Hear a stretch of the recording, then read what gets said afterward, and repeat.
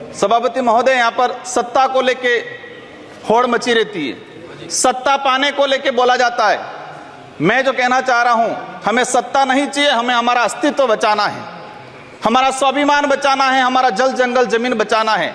और देखा गया देश के अंदर आदिवासी समुदाय जल जंगल जमीन की बात करता है तो उसको नक्सलवाद का ठप्पा दे दिया जाता है, उसको नक्सलवाद के नाम से मारा जाता है। छत्तीसगढ़ का बस्तर का इलाका हम देखते हैं, 11 साल की बच्ची को मारा जाता है और कहा जाता है कि नक्सलाइट थी।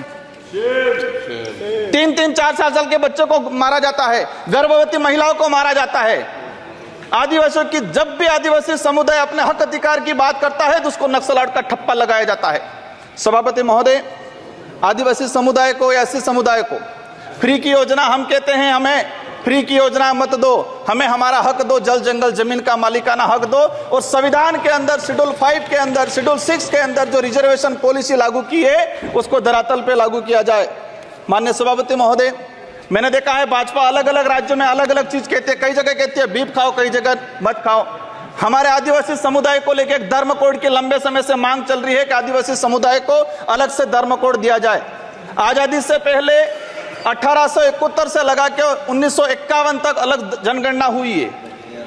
आज आदिवासी समुदाय कोई ईसाई धर्म अपना रहा है, कोई हिंदू धर्म अपना रहा है, अलग अलग जगह बटा हुआ है। आदिवासियों की आइडेंटिटी, उनकी पहचान खत्म हो रही है। आदिवासी समुदाय अपनी पहचान बचाने को लिए लड़ रहा है और लंबे समय से कह रहा है कि आदिवासियों की अलग से जनगणना कॉलम होना चाहिए, धर्म कोड होना चाहिए।